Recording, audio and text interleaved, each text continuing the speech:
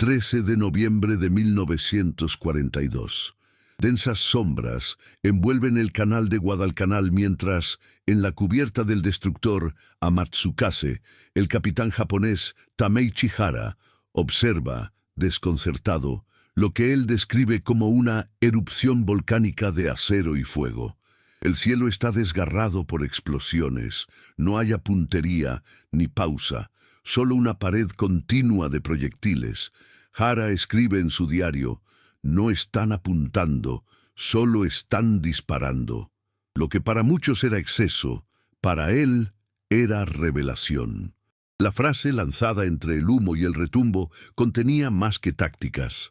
Llevaba un presagio, porque en ese momento Japón aún creía que la disciplina y la economía ganarían volumen y desperdicio. Pero la realidad era diferente.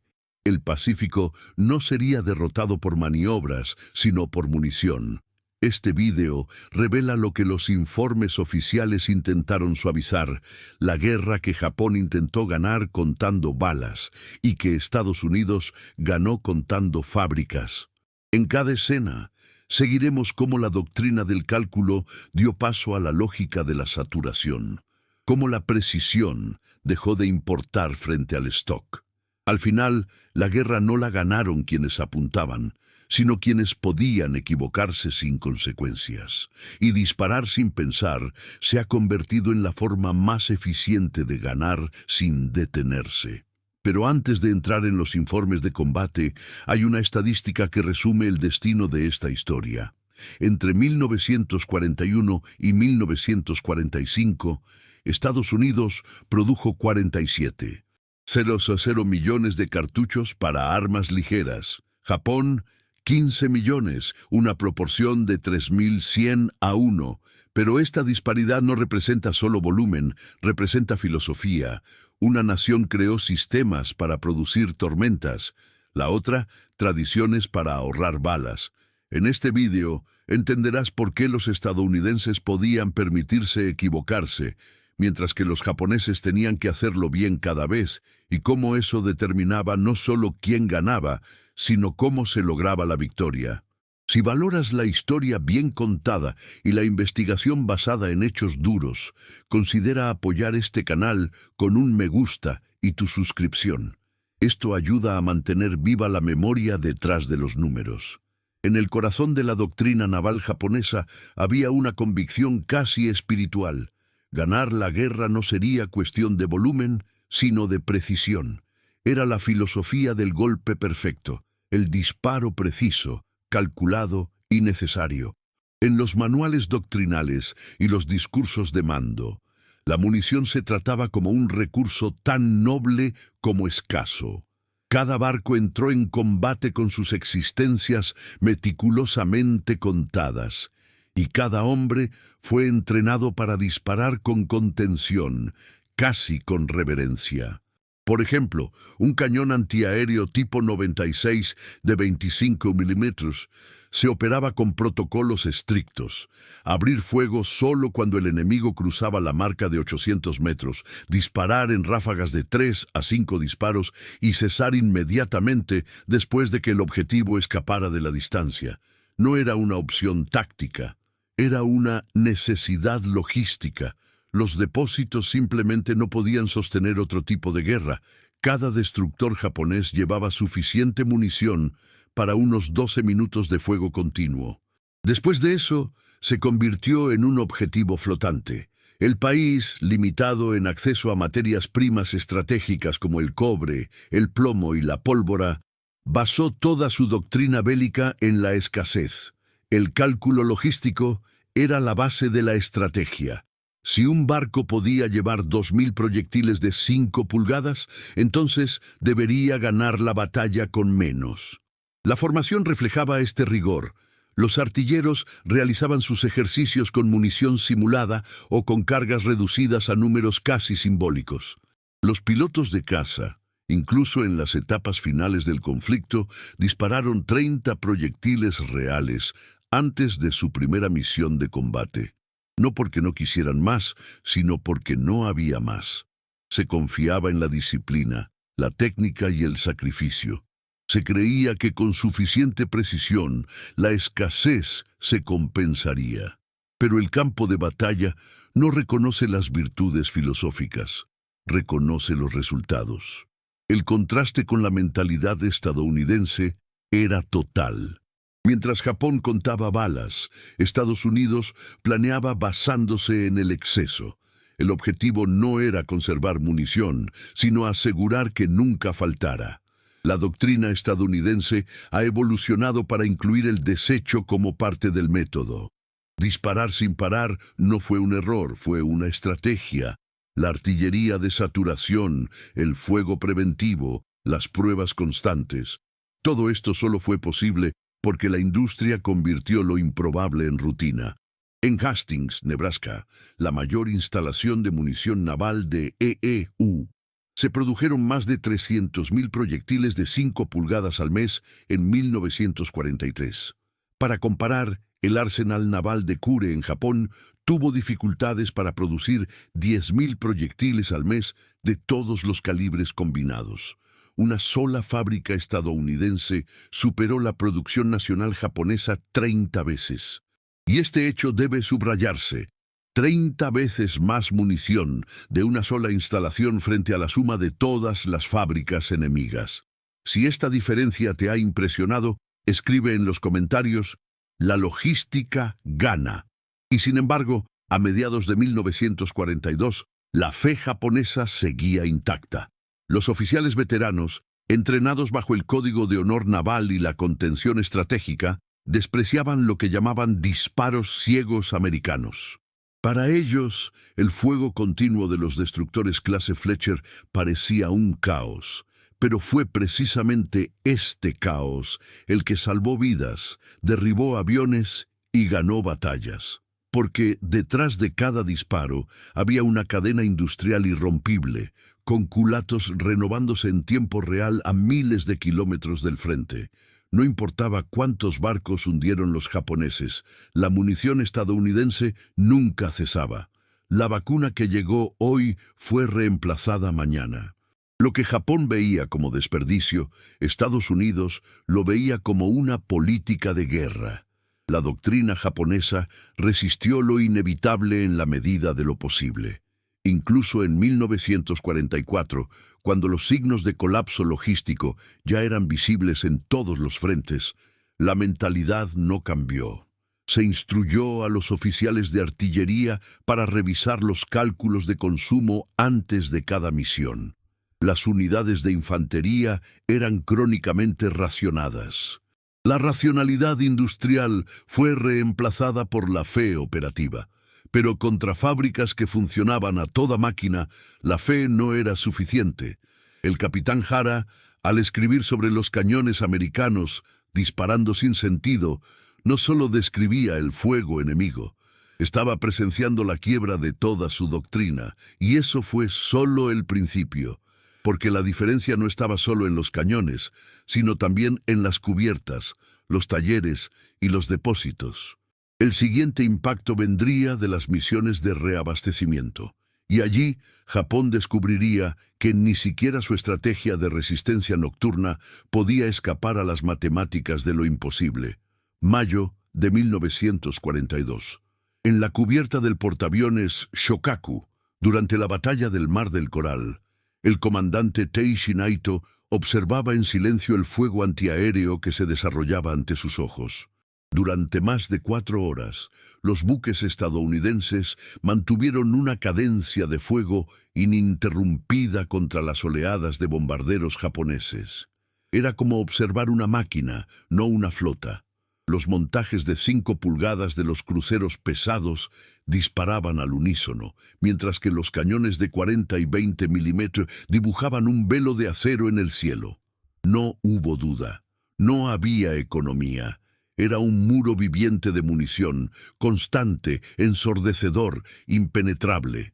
Naito, un oficial disciplinado, formado en la rigidez de la doctrina imperial, registró lo que vio. Según él, cada destructor estadounidense parecía llevar más munición antiaérea que toda nuestra división de destructores junta. La frase no era una hipérbole, era un hecho. Pero aún así, en Tokio, los informes llegaron suavizados, con énfasis en el éxito japonés. Aviones derribados, daños causados, coraje de los pilotos. La interpretación institucional ignoró lo que los ojos de los hombres en el frente ya no podían negar. Los estadounidenses operaban en otro paradigma logístico.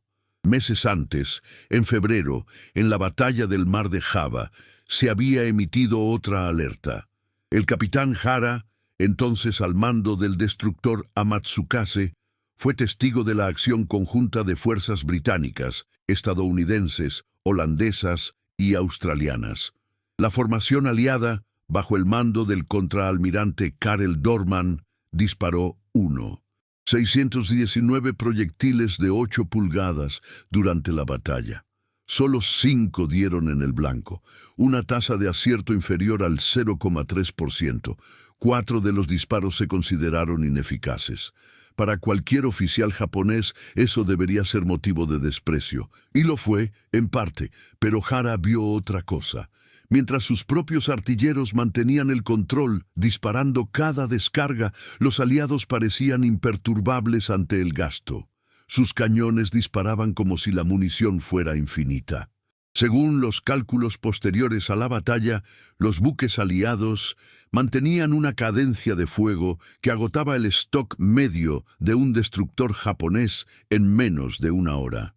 Era mala artillería, sí, pero sostenida por un suministro tan abundante que la precisión se volvió casi irrelevante. Aún así, estos datos no generaron un cambio en la doctrina imperial. Los planificadores navales continuaron basando sus estrategias en sus propios límites.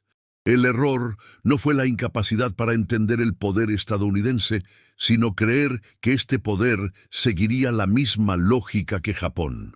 Si Japón solo podía disparar 12 proyectiles por cañón en una misión de convoy, asumía que el enemigo haría lo mismo, quizá con más, pero no 1000 veces más. No es un orden de magnitud absurdo. El problema era de escala, y la escala en el Pacífico era destino. En el centro de esta miopía estratégica había una confianza excesiva en la calidad de las tropas japonesas, en el honor de la disciplina y en el rigor de la economía de guerra. Japón creía que podía ganar una guerra moderna con la mentalidad de una fuerza feudal, con el espíritu samurái sustituyendo la necesidad de reabastecimiento logístico. Era una creencia noble, pero estratégicamente suicida.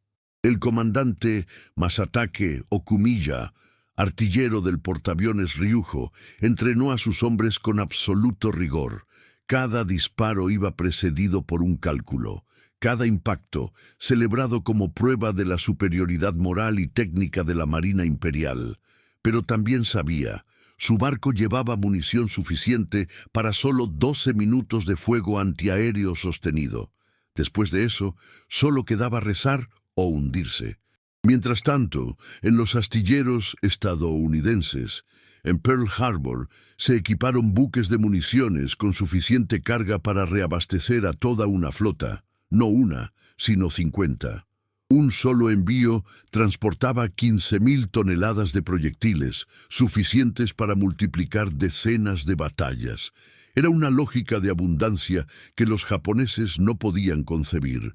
La doctrina estadounidense no esperaba acertar. Esperaba disparar hasta acertar. La diferencia, en esencia, no era moral. Era aritmética. Pero lo que lo hace aún más irónico y trágico es que los propios informes de campo contenían la semilla del colapso. Oficiales como Hara, Naito y Okumiya no ocultaron su desconcierto. Escribían con frustración, pero también con admiración contenida. Sabían que se enfrentaban a algo que trascendía su origen, pero estos informes fueron diluidos, filtrados, reinterpretados. La jerarquía japonesa, moldeada por la tradición y el honor, no estaba dispuesta a admitir que estaba librando una guerra preindustrial contra una civilización que había convertido el proceso de matar en ciencia logística. La negación sería costosa. porque en unos meses esta diferencia dejaría de observarse desde la distancia y empezaría a sentirse en la piel. Guadalcanal se acercaba, y allí, en la oscuridad rompida por reflectores y proyectiles brillantes, los japoneses descubrirían lo que significaba luchar contra una marina que no contaba los disparos, porque los hacía más rápidos de lo que podía disparar. En la noche del 13 al 14 de noviembre de 1942, la costa norte de Guadalcanal no estaba iluminada por la luna, sino por el fuego de cañón. La batalla naval de Guadalcanal no fue solo un choque entre barcos, sino un choque entre dos filosofías de la guerra. Por un lado, la Marina Imperial japonesa, guiada por la precisión, la disciplina y la economía de municiones. Por otro, la Marina de los EU, ahora operando a plena capacidad industrial, convirtiendo cada combate en una brutal exhibición de volumen. A las 01:24, el crucero pesado USS San Francisco abrió fuego con sus baterías principales de 8 pulgadas contra el acorazado japonés Hiei. En 35 segundos, sus cañones dispararon 45 proyectiles de alto explosivo. En una sola ráfaga, consumió más munición de la que un destructor japonés podría disparar en toda una misión estándar, y no estaba solo. El USS Helena, operando junto a él, utilizó su radar de control de tiro para guiar una secuencia continua de ráfagas contra objetivos que ni siquiera eran visibles a simple vista. Para los marineros japoneses era como enfrentarse a una tormenta. Una secuencia de explosiones que no cesaba, no seguía las reglas convencionales de enfrentamiento. La doctrina japonesa, hasta entonces considerada refinada y superior, colapsó bajo el peso del volumen. Los cañones estadounidenses de 5 pulgadas, que operaban con cargas automáticas y sistemas de reabastecimiento rápido, mantenían el ritmo incluso tras horas de combate.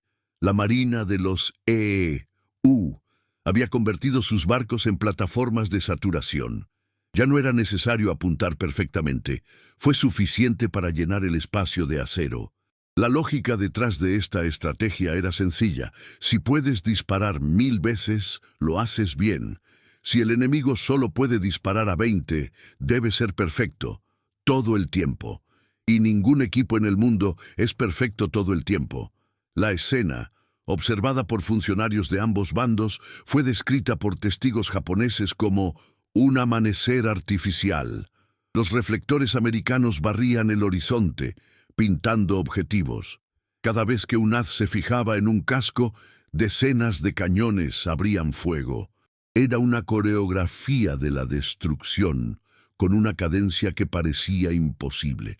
El capitán Nishida, de la división de destructores japonesa, informó en su carta: era como si cada estrella del cielo nos estuviera disparando. Ya no era táctica, era industria en movimiento. Pero lo que hizo esto posible no fue solo la munición en sí, era toda la cadena que había detrás. Los barcos estadounidenses eran repostados hasta el límite, repostados en alta mar por petroleros, cargueros y buques de municiones que operaban como parte de un organismo logístico complejo y constante. Las estaciones de carga estaban abiertas las 24 horas del día, con tripulaciones entrenadas para transferir miles de toneladas de proyectiles en movimiento. A bordo del USS San Francisco había sistemas de elevadores y cargadores internos que permitían mantener el suministro de munición durante el combate, sin interrupciones. La capacidad de mantener un fuego constante no era solo voluntad, era ingeniería, era repetición industrial. Mientras tanto, los barcos japoneses entraron en el enfrentamiento con munición contada. Cada arma tenía un número límite de disparos. Cada torpedo era valioso. Las decisiones de ataque estaban condicionadas por la economía. Cuando la munición se acercaba al final, los objetivos eran abandonados. Se evitaban los enfrentamientos, los comandos dudaban. no por cobardía, sino porque sabían que no habría reemplazo. Japón no disponía de suficientes barcos de municiones, ni combustible, ni rutas seguras. Las fábricas fueron desbordadas, los arsenales vacíos, los convoyes fueron hundidos por submarinos estadounidenses antes de llegar a su destino. Guadalcanal fue el momento en que la guerra cambió los idiomas. A partir de entonces, la experiencia individual dejó de importar. El sistema importaba. El capitán Jara, de nuevo en combate, escribió: «Disparan como si no hubiera un mañana. Quizá para ellos, de hecho, no haya necesidad de salvar». La frase llevaba amargura, pero también reconocimiento. No era desprecio, era una revelación. Estados Unidos ganaba no porque fuera un hombre mejor, sino porque tenía más recursos. Cada explosión era el eco de una fábrica en Ohio, un envío en Hawái, una decisión tomada 2 años antes en Washington. La batalla la ganaban quienes preparaban la guerra antes de que comenzara, y Guadalcanal fue solo el principio. El verdadero colapso llegaría cuando Japón intentara mantener sus fuerzas aisladas, porque la artillería que destruye es visible, pero la munición que no llega, que mata en silencio. La siguiente parte de esta historia revela cómo la logística japonesa se vino abajo y cómo los trenes nocturnos se convirtieron en misiones suicidas que entregaban cada vez menos, hasta que no entregan nada más. En diciembre de 1942, los mares alrededor de Guadalcanal se convirtieron en escenario de una operación desesperada. Con las fuerzas terrestres hambrientas quedándose sin munición y aisladas por las patrullas navales estadounidenses, Japón lanzó una serie de misiones nocturnas conocidas como el Expreso de Tokio. Fueron incursiones relámpago realizadas con destructores rápidos que zarparon de Rabaul portando tambores flotantes. No había escolta adecuada ni superioridad aérea. Había prisa, urgencia y escasez. Cada destructor llevaba tambores con arroz, quinina, vendas y como mucho unos pocos miles de cartuchos para una guarnición de más de 10.000 hombres. En muchos casos, la munición entregada por noche era suficiente para menos de 5 minutos de resistencia. Los tambores se lanzaban al mar con pequeñas boyas encendidas, esperando a que soldados hambrientos los atraparan en la oscuridad. Muchos desaparecieron en las cadenas. Otros fueron hundidos por fuego de ametralladora antes de llegar a la playa. La logística japonesa se había convertido en una lotería trágica. Mientras tanto, al otro lado de la isla, el USS Fletcher realizaba ejercicios de fuego real frente a Tulagi. En una sola sesión de entrenamiento de artillería, disparó más de 1.200 proyectiles de 5 pulgadas, más de lo que el Tokyo Express pudo entregar en una semana completa de operaciones arriesgadas. Lo que para los americanos era práctica, para los japoneses era un milagro improbable. La ironía de esta historia es que la solución estaba ante ellos. No hacía falta más valor, más barcos, más fábricas, más combustible. Pero Japón había ignorado la guerra invisible de la logística. Si te gusta desentrañar estos hechos, muestra tu apoyo. Dale me gusta y suscríbete para que podamos ofrecerte contenido más detallado sobre lo que realmente definió la guerra. La operación comandada por el contraalmirante Raizo Tanaka, por heroica que fuera, reveló el fracaso de un modelo entero. Los destructores, diseñados para atacar, ahora cargaban arroz en tanques improvisados. Sus cañones, que antes enfrentaban a los cruceros aliados, ahora disparaban esporádicamente, solo en defensa propia, para no desperdiciar proyectiles. La logística estadounidense no solo asfixió a los japoneses con fuego, sino que se asfixió con la ausencia. Al impedir el reabastecimiento, Estados Unidos estaba ganando sin disparar. Cada barco japonés que se arriesgaba, cada tonelada perdida en el mar, era un paso más hacia el colapso. Y ni siquiera los pocos suministros que llegaron resolvieron el problema. La comida sin munición solo prolongaba el sufrimiento. La munición sin comida creaba soldados demasiado débiles para luchar. Los informes internos mostraron que en enero de 1943, los regimientos japoneses en Guadalcanal operaban con solo 12 proyectiles por soldado. En comparación, un marine estadounidense tenía entre 120 y 180 proyectiles en combate, con el reabastecimiento garantizado por aire o mar. Era una guerra entre quienes contaban los disparos y quienes los reemplazaban en horas. A finales de enero, tras semanas de intentos fallidos, el mando japonés autorizó la evacuación de la isla. Fue una retirada tranquila, llevada a cabo por los mismos destructores que antes llevaban tambores. Ahora trajeron soldados enfermos, heridos y hambrientos. De los más de 30.000 que desembarcaron en Guadalcanal, solo 12.000 regresaron con vida. La operación Tokyo Express, nacida como una audaz respuesta táctica, acabó siendo un símbolo de la bancarrota estratégica de Japón. Y al otro lado del mar, las fábricas americanas ni siquiera conocían sus nombres. Pero a medida que los convoyes japoneses se fundían en el océano, algo aún mayor se estaba gestando en la retaguardia de Estados Unidos. No una flota, sino un continente entero convertido en una cadena de montaje. Lo que ocurrió en Guadalcanal fue solo el eco de una máquina que fabricó lo imposible.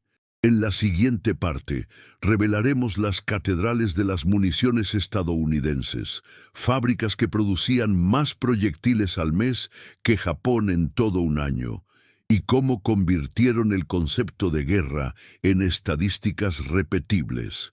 Mientras los cañones rugían por el Pacífico, la verdadera fuerza detrás de la marina de los EEU vibraba a miles de millas del frente en un silencio disciplinado y productivo. No venía de las cubiertas, sino de las líneas de montaje. Hastings, Nebraska; Crane, Indiana; Malincrot, Missouri. 3 nombres casi invisibles en las narrativas heroicas de la Segunda Guerra Mundial, pero que llevan un legado de acero, pólvora y repetición mecánica que marcó el destino del conflicto. En Hastings, la planta de artillería Cornhusker operaba con más de 10.000 trabajadores, produciendo hasta 40.000 proyectiles de 5 pulgadas al día. Un solo día de producción allí superó lo que Japón podía lograr en 2 semanas. Esta instalación por sí sola superaba toda la capacidad de fabricación de la Marina Imperial en su apogeo. Y no fue una excepción. El depósito de municiones navales Crane, construido en medio de los bosques de Indiana, se extendía a lo largo de 100 kilómetros cuadrados, con laboratorios subterráneos, líneas de pruebas balísticas y fábricas que operaban en turnos continuos los 7 días de la semana. Allí, la producción mensual superaba los 2 millones de unidades de munición naval. Cada cápsula era inspeccionada, etiquetada, embalada y enviada en vagones especiales, un ciclo que nunca se detuvo. La escala era tan amplia que requirió la construcción de ciudades obreras, casas estandarizadas, comedores con calefacción, escuelas para los hijos de los trabajadores. Los trabajadores, llamados municionistas, manejaban explosivos con precisión quirúrgica, mientras que los ingenieros civiles adaptaban técnicas de montaje en serie, inspiradas en la industria automovilística, para convertir la producción de la muerte en un proceso casi artístico. Cada 3 segundos se terminaba un cartucho nuevo. Cada 5 minutos, un nuevo envío salía del almacén rumbo a los puertos. Era más que trabajo, era una movilización total. En los pasillos de estas fábricas no se discutía la estrategia, se practicaba la constancia. La guerra, allí, se ganó al ritmo de la maquinaria. La filosofía detrás de este esfuerzo era radicalmente diferente a la japonesa. Los estadounidenses no solo planeaban disparar demasiado, planeaban producir más de lo que podían consumir. Por mucho que se gastara en el frente, siempre llegaba más. El concepto de stock de seguridad se amplió a niveles obscenos. Para 1943, el arsenal estadounidense acumulaba suficiente munición para sostener 3 guerras simultáneas durante 6 meses.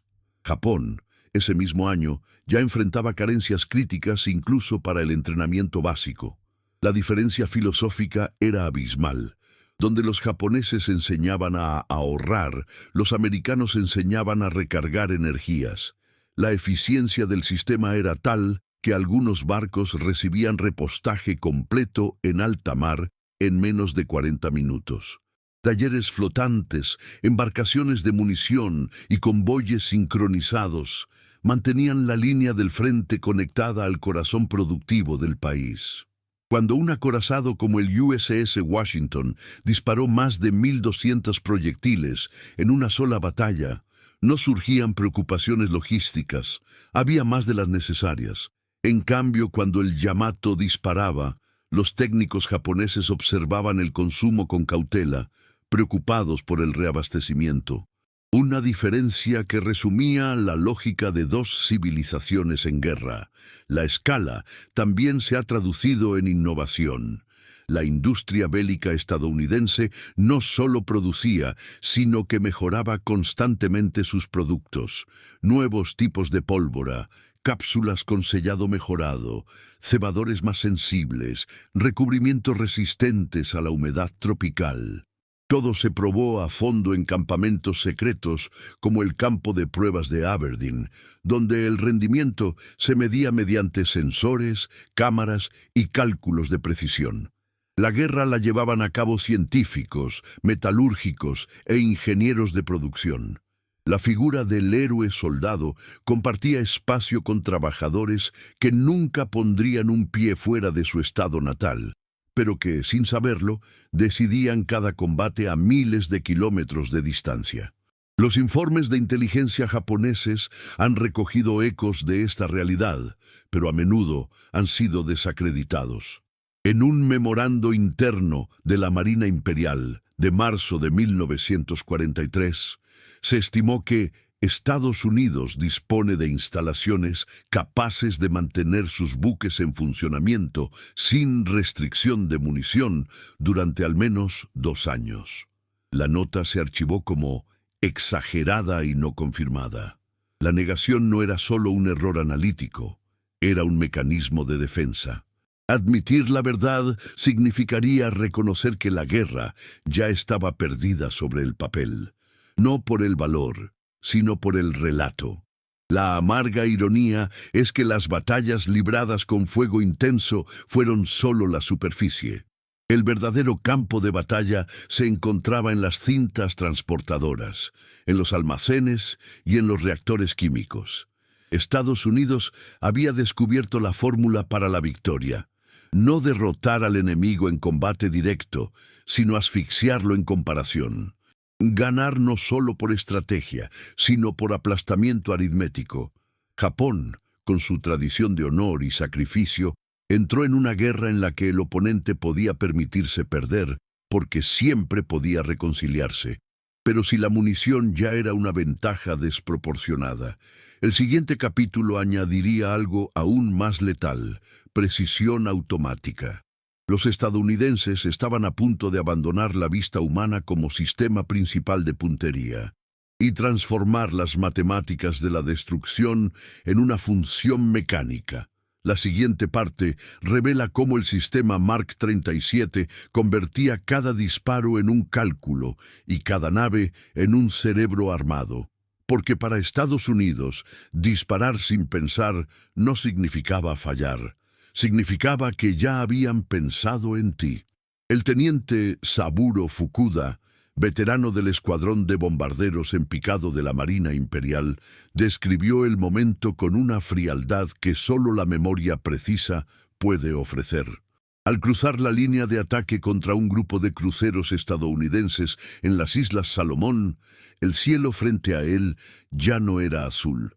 Se convirtió en ceniza, cortada por líneas incandescentes, salpicada de explosiones negras y amarillas que no iban dirigidas a él, apuntaban a todo. No había objetivo, escribió en su diario capturado meses después. Había un muro. La artillería estadounidense, guiada por sistemas automáticos de dirección de fuego, como el Mark 37, creó auténticas zonas de exclusión aérea. Para los pilotos japoneses, era como volar hacia el centro de un huracán metálico. Los disparos no seguían sus movimientos, los anticipaban. Las explosiones aparecieron donde iban a estar, no donde estaban. Y cuando lo entendieron, ya era demasiado tarde. Esta percepción la compartían otros supervivientes. El teniente Hiroshi Tanaka, capturado tras ser derribado en Filipinas, reveló que los nuevos patrones de tiro de los barcos estadounidenses parecían matemáticos. No hubo vacilación, dijo. Era como si la nave pensara por sí sola. Y, en cierto modo, lo era. El sistema Mark 37 integraba radar, telemetría y cálculo balístico automático. Cuando identificaba un objetivo, convertía datos en instrucciones para los cañones, ajustando distancia, velocidad, altitud y dirección en tiempo real. El artillero ya no era un operador turístico, era simplemente un ejecutor de decisiones calculadas. La guerra, vista por el enemigo, se convirtió en una coreografía despiadada, sin margen para el error humano. Cuando los cazas Cero se lanzaron en picado sobre un grupo de tarea estadounidense, no se enfrentaron a marineros, sino a algoritmos rudimentarios de destrucción. Para los comandantes japoneses, esto fue desmoralizante. La doctrina del valor individual, del piloto heroico enfrentándose al enemigo cara a cara, ya no tenía sentido. El teniente comandante Koji Yamashita describió la sensación de impotencia al liderar un escuadrón contra el USS South Dakota. Los primeros fueron alcanzados a 3 kilómetros, los demás se evaporaron antes de llegar al objetivo. No solo estaban perdiendo hombres, estaban perdiendo el sentido del combate. Honor, sacrificio, entrenamiento, nada de eso era suficiente contra un muro de fuego que reaccionaba sin emoción, sin pausa, sin fracaso. La moral no se vino abajo por miedo, se derrumbó por inutilidad. A partir de 1943, los informes de inteligencia japoneses comenzaron a utilizar expresiones como zona de saturación automática y defensa reactiva continua. Era el intento de entender con palabras lo que sus pilotos describían como muros de acero móviles. Y mientras Japón intentaba entender, Estados Unidos se expandió. El sistema Mark 37 se instaló en casi todos los cruceros y acorazados de la clase moderna e integró en los sistemas de radar MK-12 y MK-22. Esto le permitía seguir objetivos a más de 30 kilómetros de distancia y ajustar el fuego en tiempo real, con una precisión superior a la de la mira óptica manual japonesa. Y lo más importante, te permitía mantener ese patrón de disparo durante horas, porque no bastaba con apuntar bien. Era necesario no dejar de apuntar. Esta era la nueva doctrina, el fuego como función continua. Ya no había espacio para el romanticismo táctico. La precisión del Mark 37 sustituyó al instinto, la saturación calculada sustituyó a la valentía, y desde ese momento, para cada piloto japonés que despegaba, la misión comenzaba como una frase. El mayor Hideki Ueda, veterano de la campaña de Rabaul, fue conciso cuando los estadounidenses le preguntaron: «Sabíamos que no volveríamos. Simplemente no sabíamos si caeríamos al mar o a las llamas». Este tipo de resignación revela un fenómeno raro en la guerra: el colapso de la moral sin derrota directa. No porque el enemigo fuera más valiente, sino porque él era más constante, más predecible, más inexorable. Y este impacto psicológico no se limitó a Japón. Los oficiales alemanes que estudiaban los relatos de sus homólogos orientales empezaron a replantearse sus propias doctrinas aéreas. Un memorando de la Luftwaffe de 1944, encontrado tras la guerra, llevaba una advertencia directa. Si los estándares de artillería naval estadounidense se replican en el teatro europeo, nuestras pérdidas serán insostenibles. La sombra del muro de fuego cruzaba océanos, porque no era una táctica, era una cultura operativa, nacida de la unión de ciencia, industria y cálculo frío. El muro no solo estaba hecho de acero, estaba hecho de números. Y si hasta ahora hemos visto cómo Estados Unidos ha convertido el disparo automático en un arte letal, lo que sigue muestra algo aún más inquietante: la rapidez con la que supieron reemplazar todo eso. Cada nave perdida, cada avión derribado, cada cartucho disparado, todo fue reemplazado como si nada hubiera pasado. En la siguiente parte, revelamos cómo la industria estadounidense creó un sistema de reemplazo masivo, donde las pérdidas no significaban retroceso, sino solo reiniciar. Porque disparar sin pensar solo funciona cuando puede fabricarse sin parar. Mientras Estados Unidos construía ciudades industriales con comedores calefactados, sanidad y escuelas para los hijos de los trabajadores de fábrica, Japón se vio inmerso en una silenciosa guerra de supervivencia, librada en los callejones oscuros de fábricas improvisadas y almacenes fríos, convertidos en líneas de montaje. Con los hombres enviados al frente, el imperio se volvió hacia lo que quedaba: adolescentes, mujeres, ancianos y cada vez más niños. Niñas de tan solo 12 años manipulaban nitrato de amonio en fábricas sin ventilación. Chicos de tan solo 14 años manejaban prensas de munición que requerían fuerza y precisión milimétrica. No había elección ni entrenamiento, solo una orden: seguir produciendo, incluso cuando ya sabían que era demasiado tarde. Y aún así, el esfuerzo fue poco glorioso. La producción media de munición ligera en una fábrica japonesa en 1944 era menos del 1% de lo que producía una instalación estadounidense equivalente en el mismo periodo. Una diferencia tan absurda que el mando aliado ni siquiera tomó en serio los informes japoneses. Para ellos no era una amenaza, era desesperación. En Tokio, las campanas de bronce de los templos budistas fueron retiradas, fundidas y convertidas en cápsulas. El gobierno ordenó a las escuelas donar instrumentos musicales, metales decorativos e incluso grifos públicos. En Hiroshima, la campana de una escuela primaria se convirtió en una espoleta de mortero. En la isla de Kyushu, las viudas fabricaban granadas caseras con cáscaras de coco y clavos. Este estoicismo, arraigado en el espíritu de sacrificio nacional, era conmovedor pero ineficaz. Porque al otro lado del océano, lo que los estadounidenses llamaban producción de emergencia ya era estándar. Mientras las fábricas japonesas implosionaban accidentalmente, matando a sus trabajadores por explosiones de pólvora mal almacenada, en Hastings, los trabajadores estadounidenses recibían bonificaciones por productividad y formación semanal en seguridad.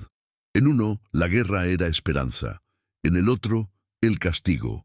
En uno de los relatos más simbólicos, una chica japonesa llamada Noriko fue rescatada de los escombros tras una explosión en una fábrica de municiones en Osaka. Había perdido ambas manos intentando manejar una cápsula inestable. Cuando un médico militar le preguntó, su única pregunta fue: ¿lograron enviar las últimas cajas antes de la explosión?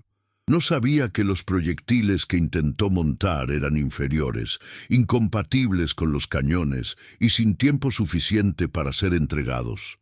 El imperio había convertido a su gente en engranajes de un motor que ya no funcionaba. Y mientras esto ocurría, la propaganda japonesa insistía en mostrar la resiliencia del pueblo, como si el dolor fuera una forma de victoria. Pero las estadísticas no mienten.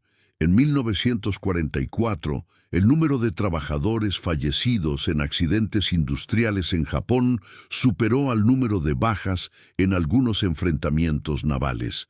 Solo en noviembre, más de 1.200 trabajadores civiles murieron en explosiones en fábricas.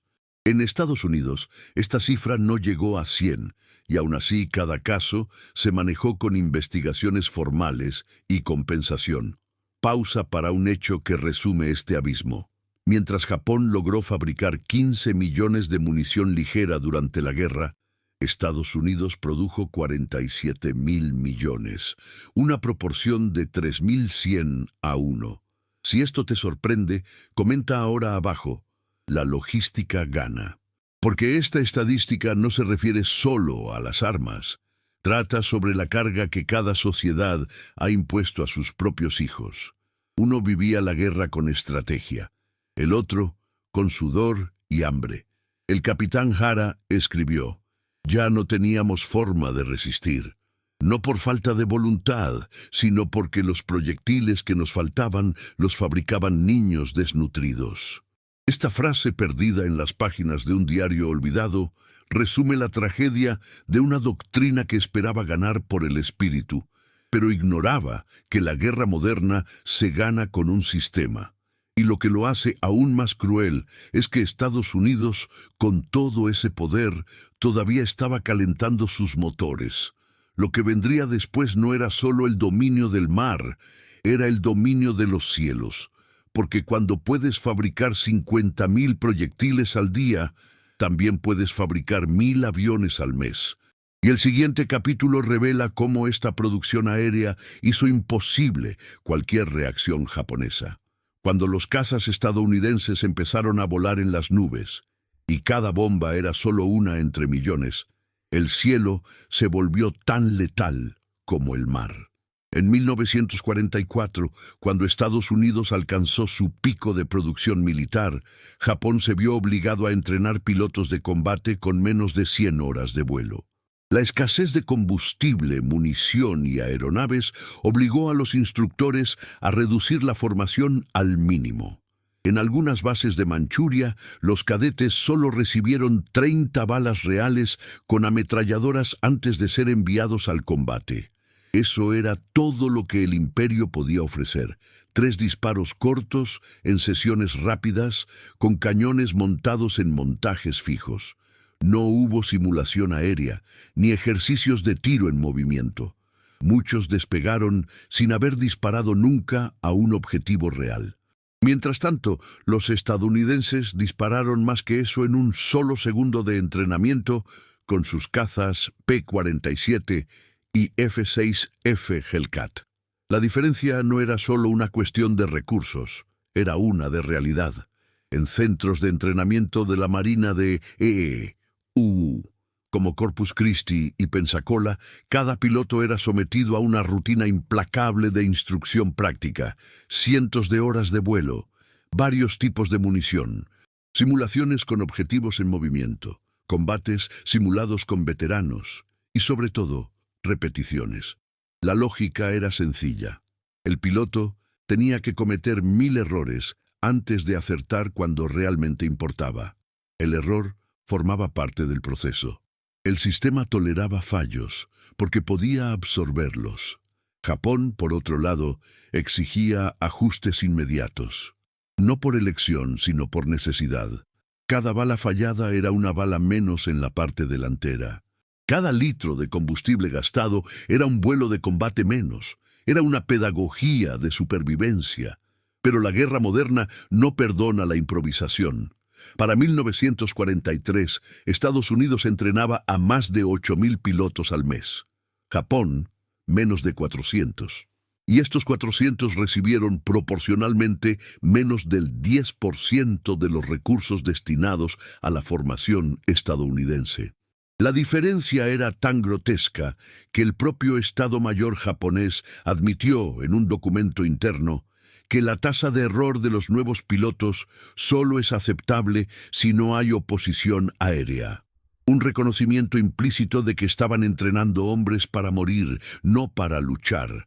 La élite de 1941, los ases de Pearl Harbor, ya había sido diezmada.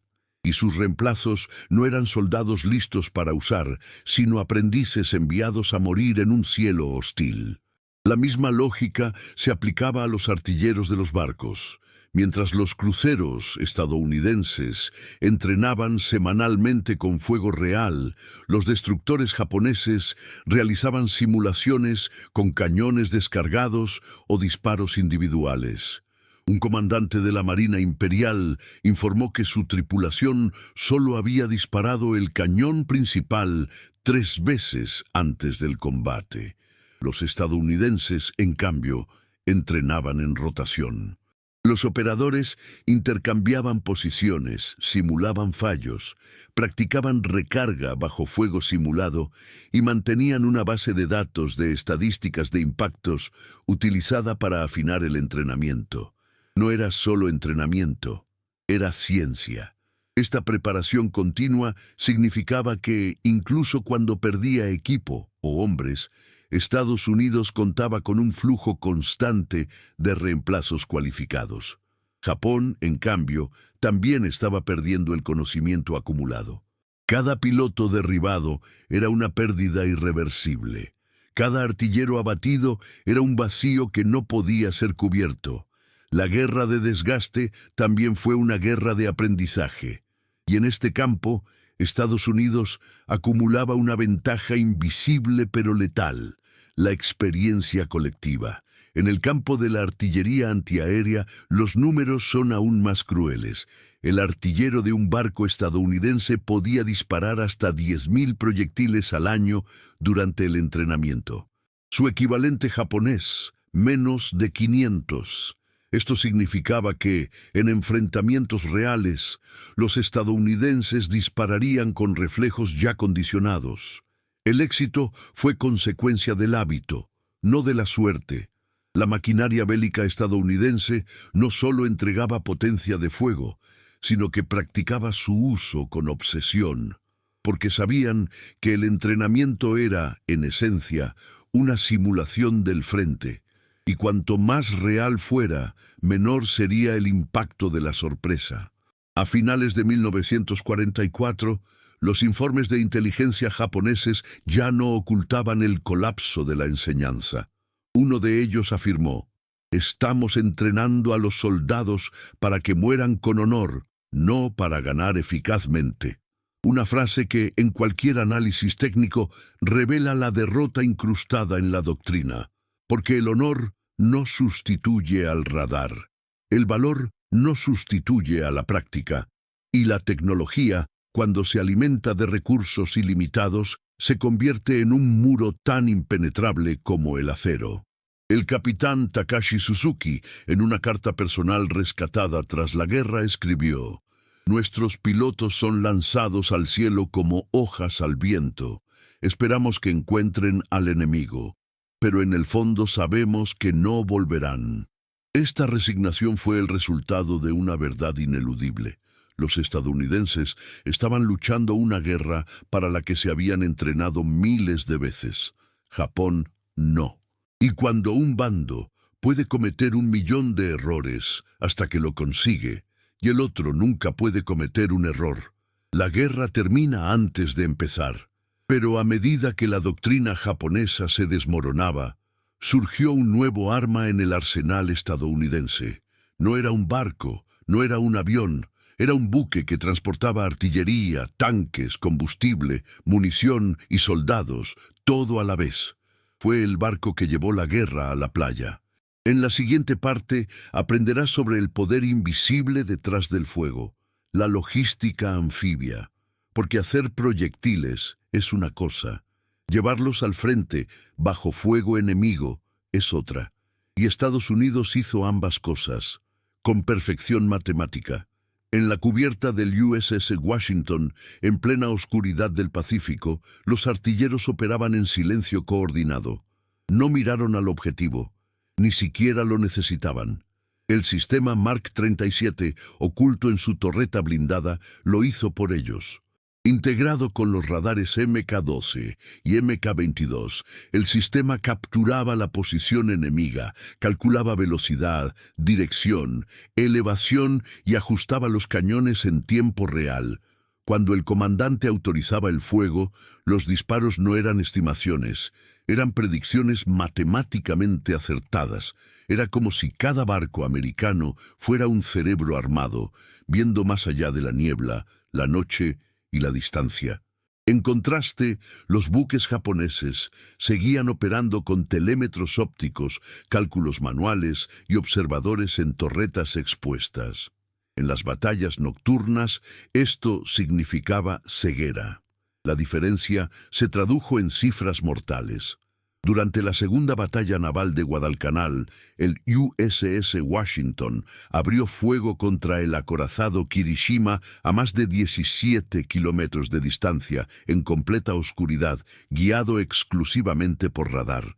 En menos de 7 minutos, el 75% de los disparos habían dado en el blanco, una tasa imposible sin asistencia electrónica. El Kirishima, con visión visual y retraso en la coordinación, respondió con disparos que fallaron por cientos de metros. La batalla terminó con el barco japonés hundiéndose en llamas, y la tripulación americana intacta. La visión había sido derrotada por la ecuación. El secreto del Mark 37 no era solo su precisión, sino también su integración. Procesaba variables en tiempo real: rotación del barco, aceleración del objetivo, impacto del viento, velocidad de la embarcación. La torre de control se comunicaba con los cañones, que ajustaban su posición automáticamente.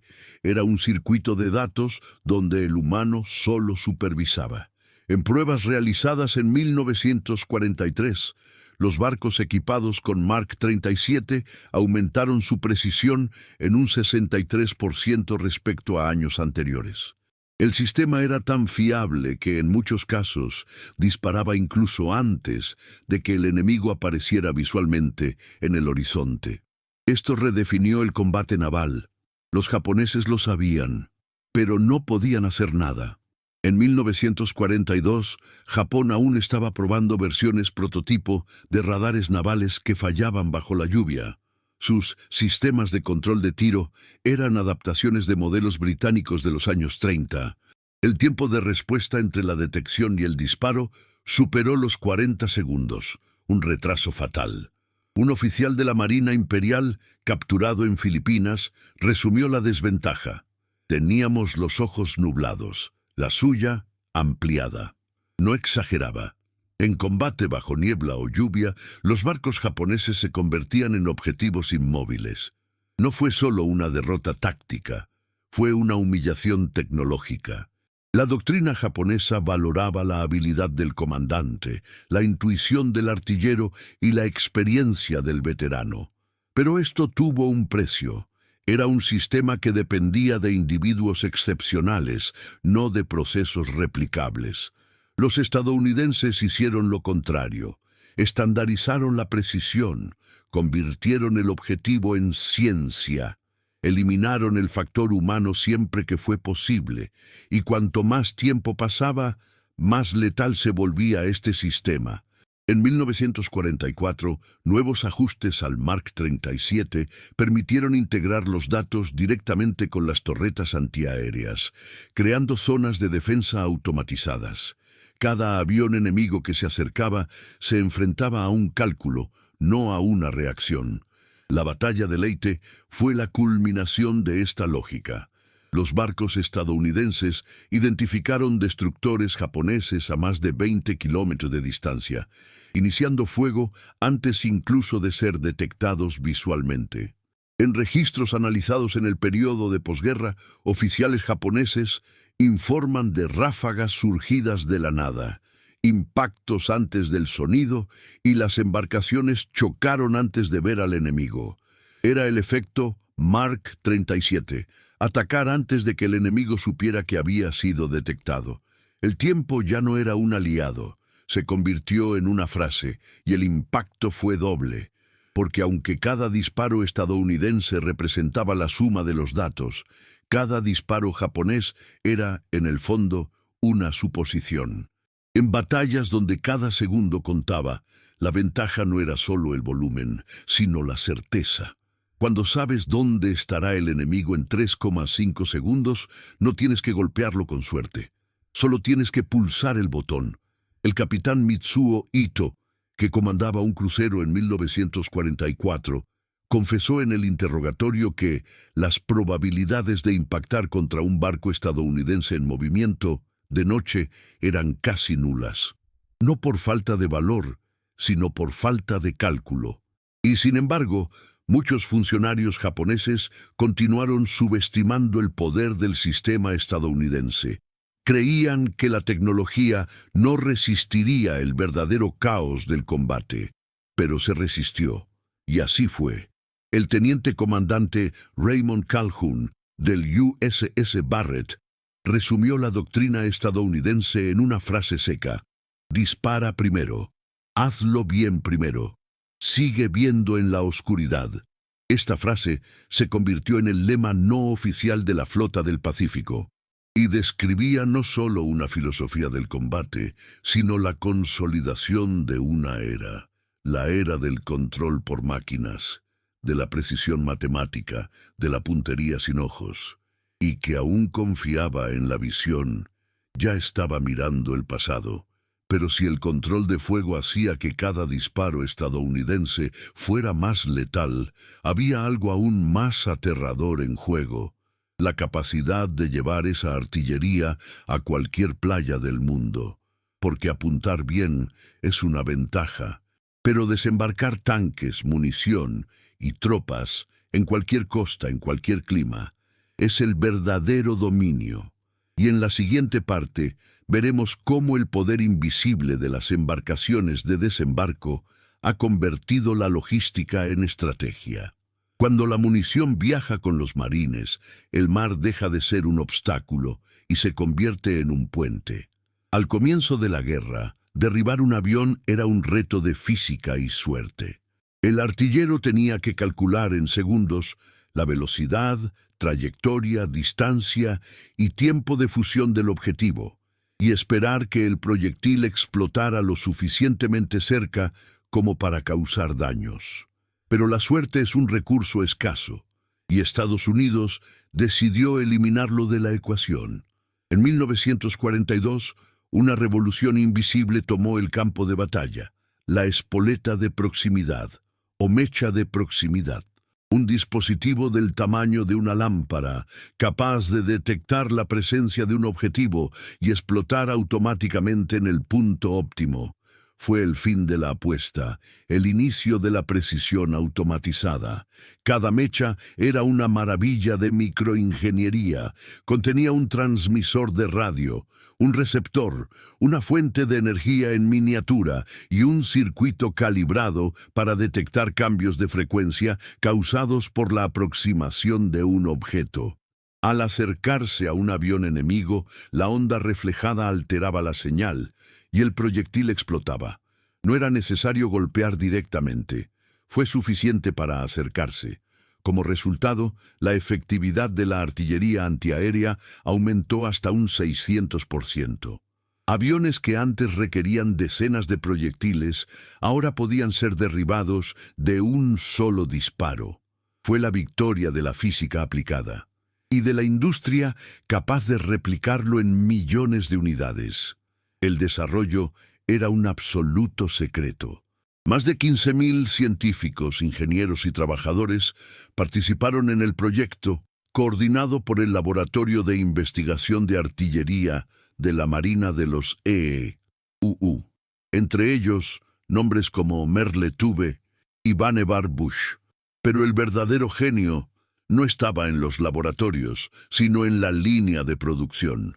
Fabricar algo tan delicado a escala industrial parecía imposible, pero ya estaba hecho. Para 1944, Estados Unidos producía más de 40.000 fusibles de proximidad al día. Una hazaña que requería precisión micrométrica, materiales de alta pureza y pruebas individuales.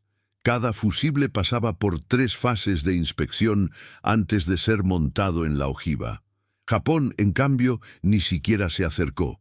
Faltaban materiales, conocimientos e infraestructuras. Sus ingenieros seguían lidiando con fusibles de impacto simples, inestables bajo humedad y temperatura variables. Algunos proyectiles ni siquiera explotaron. Mientras tanto, los estadounidenses ajustaban sus fusibles para altitudes específicas, velocidades variables e incluso tipos de objetivos. Era una personalización de la destrucción. Y con ello llegó el dominio del aire. El USS Helena fue uno de los primeros barcos en utilizar las nuevas espoletas. En una sola noche, sus baterías antiaéreas derribaron 6 bombarderos con menos de 30 proyectiles. Ningún barco había logrado esto antes. El muro de fuego, que ya era temido, ahora tenía sensores invisibles y ojos electrónicos. Los informes japoneses se volvieron cada vez más alarmantes. Los pilotos informaron de explosiones repentinas incluso antes de cruzar la línea de ataque.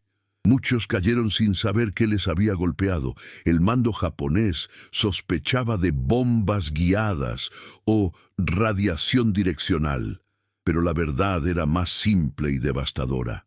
La ciencia estadounidense había convertido la artillería en inteligencia, y lo hizo a gran escala. Cada explosión en las nubes no era solo un proyectil bien colocado, era un reflejo de universidades convertidas en centros de guerra, de científicos intercambiando laboratorios por fábricas, de físicos escribiendo ecuaciones que mataban. El historiador militar Paul Fussell calificó las mechas de proximidad como el mayor invento de la guerra desde el radar. Pero su impacto fue más profundo. Simbolizaban una doctrina. No basta con tener poder, es necesario entregarlo con precisión. Y con ese principio, Estados Unidos dominó los cielos del Pacífico. No por la cantidad de cañones, pero por la inteligencia que explotaba con cada disparo. En Okinawa, los resultados fueron brutales. La tasa de bajas de la artillería estadounidense aumentó de 1 a 37, luego a 1 y luego a 3. Cada 3 disparos, un avión derribado. Era una estadística inaceptable para cualquier fuerza aérea. Y para los kamikazes significaba la muerte antes del impacto.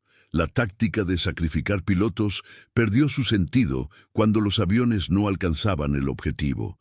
Fue la negación del sacrificio, por anticipación tecnológica.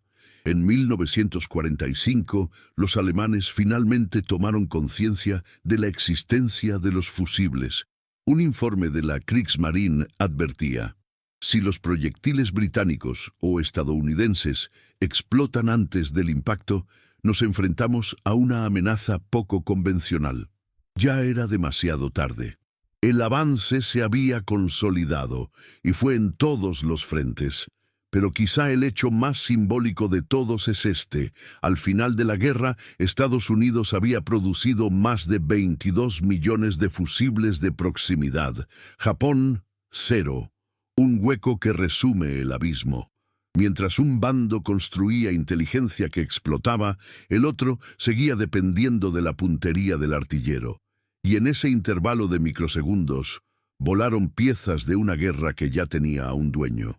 En la siguiente parte, el foco se desplaza del cañón al casco, como la navegación estadounidense, invisible y vital, transportaba munición, hombres y combustible a todos los rincones del planeta.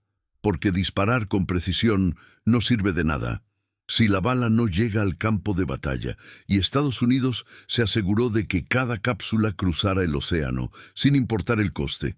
La batalla del Mar de Filipinas, junio de 1944. Más de 500 aviones japoneses despegan al amanecer con un único objetivo: romper el asedio estadounidense y detener el avance hacia las Islas Marianas. El plan era audaz, los pilotos experimentados, pero lo que encontraron no fue una formación táctica, fue un muro invisible de acero. La Marina de los EEUU había abandonado la lógica de la precisión individual.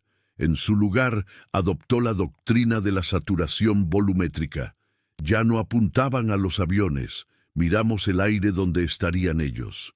Cada escuadra enemiga se enfrentaba a un volumen tan grande de proyectiles que el propio espacio se volvió letal. Los radares detectaban rutas, los ordenadores predecían altitud y hora de llegada, y los artilleros solo llenaban el cielo de explosivos. Fue en ese día cuando los japoneses llamaron al enfrentamiento la Gran Matanza de las Marianas. La táctica solo era posible por una razón: el exceso de munición. Solo el USS Iowa transportaba 3.000 proyectiles para su batería principal, 10. 000 para la secundaria y más de 100.000 proyectiles para defensa aérea. Y era solo uno de docenas de barcos en la flota. De media, cada grupo de combate operaba con un arsenal logístico capaz de mantener fuego continuo durante días. En cambio, los japoneses limitaron el fuego a misiones específicas, reservando recursos para enfrentamientos decisivos que nunca llegaron. En la práctica, la doctrina de la economía se ha convertido en inercia, y la de abundancia, acción. El punto álgido de este contraste fue Samar, octubre de 1944. Un grupo reducido de escoltas estadounidenses, los llamados Taffy 3, se enfrentó a una fuerza japonesa muy superior. Pero los estadounidenses no se echaron atrás. Aprovecharon la única ventaja disponible: la saturación. Lanzaron cortinas de humo, proyectiles de 120.000 perímetros, cohetes y misiles improvisados, creando una tormenta sensorial que confundió al mando japonés. Los destructores estadounidenses como el USS Johnston agotaron su munición y, sin embargo, atacaron con lo que tenían: humo, torpedos y velocidad. Fue en esta batalla cuando el comandante Ernest Evans ordenó: «Vamos hasta el final. Creen que somos más grandes de lo que somos. Dejemos que sigan buscando». El resultado fue un milagro logístico y táctico. Un grupo de buques más pequeños, con radares eficientes, munición distribuida y tácticas de saturación, logró repeler acorazados, cruceros pesados y destructores japoneses. La doctrina de la concentración ha perdido frente a la doctrina de la multiplicación. Japón apostaba por barcos gigantes con disparos perfectos. Estados Unidos apostaba por enjambres de acero que impedían cualquier perfección. La lógica era matemática y cruel. Un estudio posterior de la Marina reveló que, de media, el 3% de los proyectiles disparados con fusibles de proximidad causaban daños efectivos.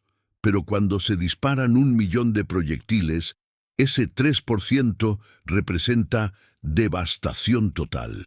Fue el nacimiento de la guerra algorítmica, decisiones basadas no en el instinto, sino en la estadística. Apuntar ya no llamaba la atención, era predictivo, y para que esta doctrina funcionara, se necesitaba una base manufacturera sólida. Para 1943, EEU producía 7.000 millones de cartuchos al año. Así es, 7.000 millones. Para ponerlo en perspectiva, el total producido por el eje en el mismo periodo no superó los 1.200 millones, una diferencia de casi 6 veces. Aquí es donde la guerra deja de ser solo combate y pasa a ser matemáticas aplicadas a la destrucción. Si esta cifra te sorprende, comenta abajo: gana la logística, porque eso fue exactamente lo que pasó. Este cambio doctrinal no solo fue notado por los generales. Los soldados lo sentían en persona. Los pilotos japoneses informaron que el aire parecía ser desgarrado por hojas invisibles. Los aviones se estrellaron incluso antes de completar la aproximación. La moral se desplomó. Ya no se trataba de luchar con honor. Se trataba de sobrevivir unos segundos más. Un comandante de aviación naval japonesa confesó tras la guerra: no fue una guerra aérea, fue una ejecución aérea. Saldríamos y sabríamos que no volveríamos. Y esta nueva forma de guerra ya no dependía de grandes estrategias individuales. Podía reproducirse en cualquier frente. Solo hacía falta munición suficiente, sensores calibrados y operadores entrenados para que el ciclo siguiera funcionando. La doctrina americana se había convertido en una máquina, y una máquina cuando se recarga no se cansa, no duda, no se equivoca con las emociones. El general japonés Tomoyuki Yamashita, tan tarde como en 1945, resumió el impacto de esta doctrina. No solo disparan más, disparan primero, disparan mejor, y siguen disparando cuando todo ha terminado. Era el reconocimiento de que ya no era una habilidad individual, sino un sistema que absorbía errores y producía letalidad a escala. Japón tenía valor. Estados Unidos tenía ciclos de producción. Pero esta tormenta de acero requería algo aún más crítico: transporte. Porque la fabricación es una cosa, llevar cada cápsula a través de océanos, llegar a tiempo y recargar bajo fuego es otra. Y eso es lo que veremos en la próxima entrega: el milagro logístico de los barcos de suministro, la fuerza que nadie ve, pero sin la cual no habría disparo, ni la victoria. El amanecer sobre Leyte estaba teñido de humo y vacilación. El 25 de octubre de 1944, en las aguas cercanas al archipiélago filipino, comenzó a tomar forma una de las batallas más simbólicas de la Segunda Guerra Mundial. La Fuerza de Tarea Taffy 3, compuesta por pequeños portaaviones de escolta y destructores ligeros, detectó la aproximación de una flota japonesa inmensamente superior. Cruceros pesados, acorazados como el Yamato, y destructores preparados para aplastar cualquier resistencia. La lógica nos decía que nos retiráramos. Pero el comandante Ernest E. Evans, al mando del destructor USS Johnston, eligió la lógica de la munición. Giró el timón, avanzó contra el Yamato y comenzó a disparar. Lo que parecía suicidio se convirtió en una doctrina no escrita. Cuando hay munición, hay maniobra. El Johnston lanzó torpedos, disparó cañones de 120 mm a máxima velocidad, utilizó humo para ocultar a los aliados y se convirtió en un referente de coraje accionado por combustible. La tripulación disparó hasta quedarse sin munición. Cuando se agotaron las reservas, continuaron maniobrando y sirviendo de distracción hasta que fueron hundidas. Pero el impacto ya se había generado. La flota japonesa dudó, se retiró y permitió que los portaaviones escaparan. No fue solo la valentía lo que provocó la retirada, sino el volumen de fuego disparado con la confianza de que habría más. Por otro lado, la Marina Imperial operaba con frenos invisibles. La munición de los cruceros japoneses se contó, los torpedos reservados para objetivos prioritarios. En un informe de posguerra, el almirante Takeo Kurita confesó que sus barcos se retiraron no solo por miedo a emboscadas, sino también por la simple incapacidad de sostener un combate prolongado.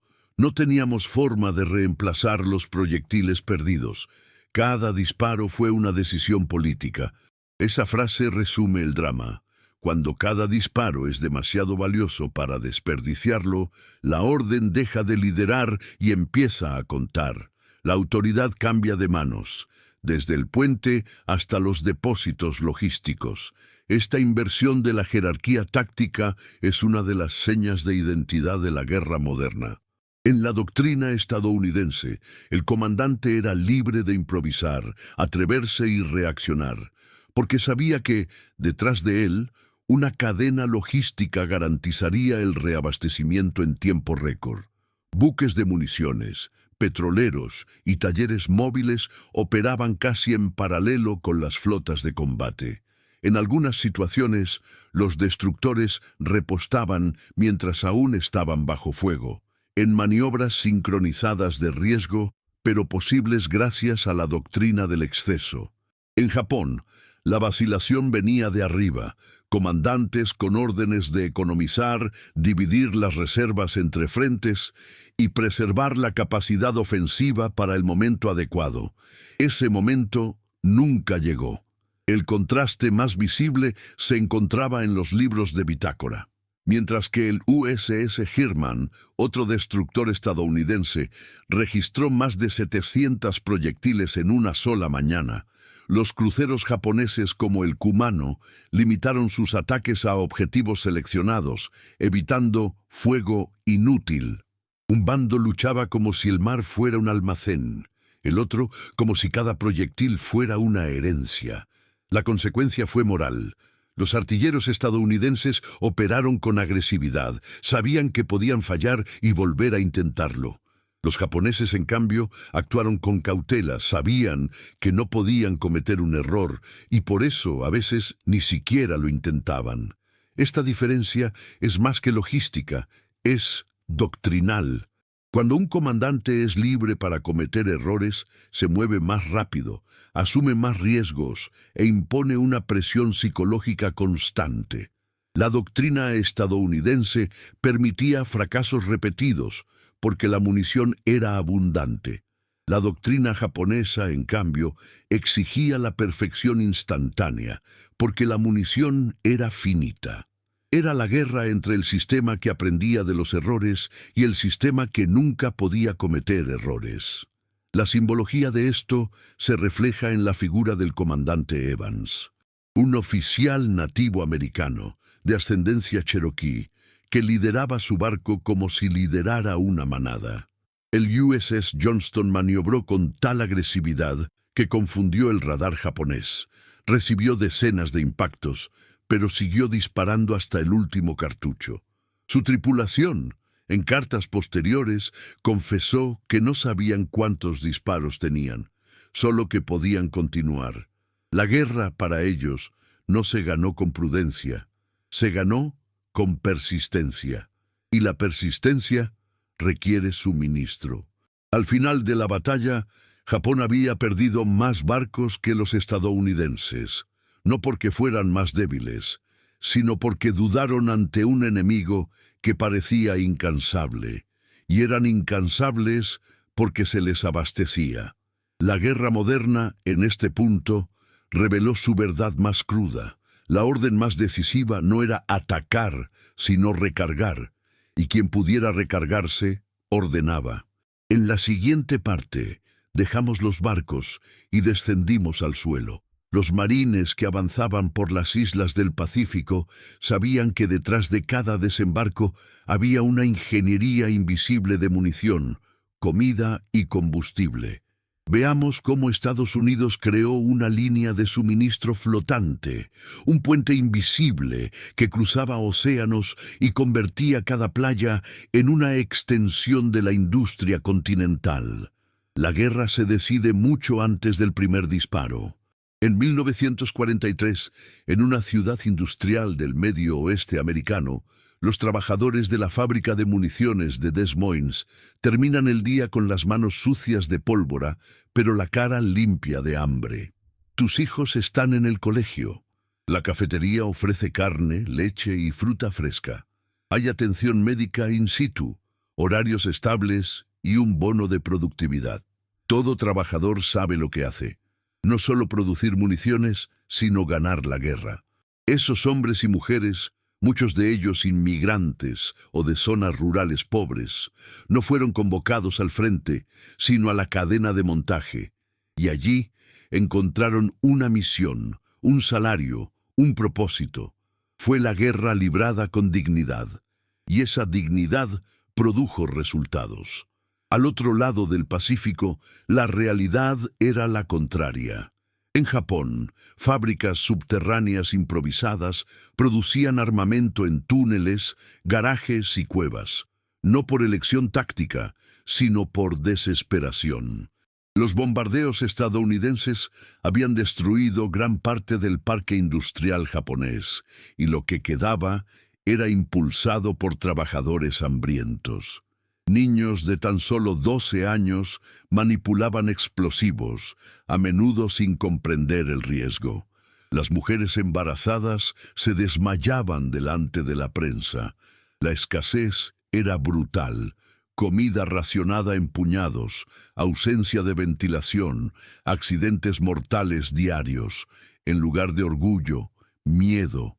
En lugar de productividad, sacrificio. La moral de guerra, ese factor invisible, se había desmoronado no en el campo de batalla, sino en el suelo de la fábrica. La diferencia no era solo estructural, sino ideológica. En Estados Unidos, el gobierno entendió desde el principio que mantener a los trabajadores satisfechos era tan estratégico como mantener a los soldados armados. La guerra total requería que todo un pueblo se movilizase, y eso significaba salud, transporte, cultura y alimentación. Durante los años de conflicto, el salario medio de los trabajadores estadounidenses de las fábricas aumentó. Se instauraron programas de ocio en las fábricas. Las campañas de seguridad redujeron los accidentes y las campañas de incentivos mostraron cartas de soldados a los trabajadores agradeciéndoles por el fuego que salvó vidas. No se trataba solo de hacer balas, se trataba de forjar moral. Los japoneses, en cambio, veían la fábrica como una extensión del campo de batalla y esperaban el mismo nivel de sacrificio de la población civil que de los soldados, pero sin estructura, sin comida, sin esperanza.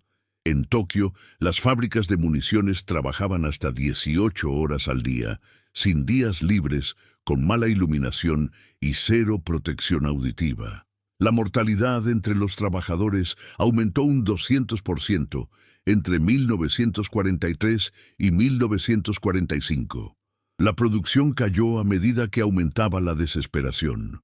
Contrariamente a lo que se decía en los discursos oficiales, el espíritu no venció al acero. Y la disciplina no compensaba el hambre. Esta diferencia alcanzó los números. En 1944, Estados Unidos producía una media de 130 millones de cartuchos de fusil al mes. Japón, menos de 2 millones. Pero la cifra más reveladora no está en el total, sino en el porqué. Cada cartucho estadounidense era el producto final de una cadena de confianza, nutrición, ingeniería y motivación. Era el resultado de que la gente dormía segura y despertaba con un propósito. Cada cartucho japonés, en cambio, se extraía del sudor de cuerpos exhaustos, sin pan, sin protección y sin futuro. Una cápsula cargada de sufrimiento que nunca lograría el mismo impacto. El historiador militar Victor Davis Hanson escribió que la guerra moderna la ganan civilizaciones que saben cómo convertir la libertad en eficiencia. Y Estados Unidos hizo precisamente eso. Crearon una economía bélica sin abandonar los cimientos del bienestar social. Dieron a los trabajadores lo que más necesitaban sus aliados, dignidad, y con ello generaron una energía que no se mide en voltios, sino en millones de unidades entregadas a tiempo. Es difícil ganar una guerra contra quienes fabrican más rápido, pero es imposible ganar contra quienes fabrican mejor, más rápido, y además creen en lo que hacen. En Hiroshima, tras la guerra, una antigua trabajadora escribió en su diario: «Nunca tuvimos un segundo para parar, pero no sabía si cambiaba algo. La comida era escasa, el frío mucho, y las bombas cayeron igual». Esta frase, entre tantas olvidadas, lleva consigo la confesión más importante. Una fábrica sin fe es una zanja vacía, y una nación hambrienta es una máquina de desesperación. Japón apostó por la obediencia. Estados Unidos, en condena. Y cuando sonaban sirenas en las plantas de Detroit o Pittsburgh, los trabajadores no huían, ajustaban sus cascos y aumentaban la producción. Esta es la guerra que pocos ven. El que ocurre entre turnos y comidas, entre guarderías y calderas, pero fue el que alimentó los barcos, los tanques, los aviones y la moral, y sin moral ninguna doctrina militar resiste. No importa el número de almirantes, cuando la planta de fábrica se hunde, toda la flota se hunde con ella. En la siguiente parte, la mirada abandona la fábrica y vuelve al campo de batalla, con los marines estadounidenses. Veremos cómo en cada desembarco la munición no era solo un recurso, era una certeza, una línea de suministro continua, construida como un puente invisible desde el corazón industrial hasta las playas más remotas del Pacífico. Porque al final, quien gane la guerra, él es quien nunca deja de ser abastecido. En junio de 1944, mientras los japoneses reforzaban las posiciones en las Islas Marianas, creyendo que resistirían otra ofensiva estadounidense, ya se estaba desarrollando una estrategia discreta. Y no se trataba de bombas ni de desembarcos. Era el uso intencionado del tiempo como arma. La inteligencia estadounidense, armada con la decodificación de códigos navales japoneses, especialmente tras la avería del JN-25, sabía exactamente cuánta munición quedaba en cada barco, cada base, cada almacén del imperio. Y con estos datos en mano, el alto mando decidió operar una forma de guerra sin precedentes, la guerra del agotamiento calculado. El objetivo ya no era solo ganar batallas, sino hacer que el enemigo malgastara recursos sin retorno. Disparos forzados. Induce la respuesta, forzando el desgaste. Los barcos estadounidenses comenzaron ataques simulados durante la noche. Los bombarderos se acercaron a las islas solo para retirarse en el último momento, provocando alarmas y consumo de munición antiaérea. Las flotas japonesas, nerviosas y obligadas a responder, dispararon a objetivos fallidos. Los radares estadounidenses, superiores e integrados con sistemas automáticos de control de tiro, conocían la hora exacta para entrar y salir. En Saipán, por ejemplo, los marines aún no habían desembarcado cuando el ejército japonés ya había agotado el 22% de su munición total en días de ataques de saturación aérea sin un objetivo ofensivo real. El enemigo se vio obligado a disparar para no perder, y así él perdió. Esta cadencia controlada del conflicto era una forma de guerra invisible. Japón seguía viendo la guerra como un combate de choque, donde la confrontación directa era inevitable. Estados Unidos ha convertido el campo de batalla en un reloj. Sabían el momento adecuado para provocar, el momento exacto para retirarse y el momento exacto para atacar, porque sabían cuánto tiempo resistiría el enemigo. Y el tiempo estaba lleno de números. En Iwo Jima, antes de la invasión, el alto mando estadounidense sabía que los japoneses disponían de menos de 500. Z-0 proyectiles de fusil y aproximadamente 2.000 proyectiles de artillería para defender una isla de 21 km/s. Sabiendo esto, los bombardeos aéreos se intensificaron durante semanas, no para destruir posiciones, sino para forzar el uso prematuro de reservas. Y funcionó. Cuando los marines finalmente desembarcaron, se encontraron con una feroz resistencia, pero desarmada.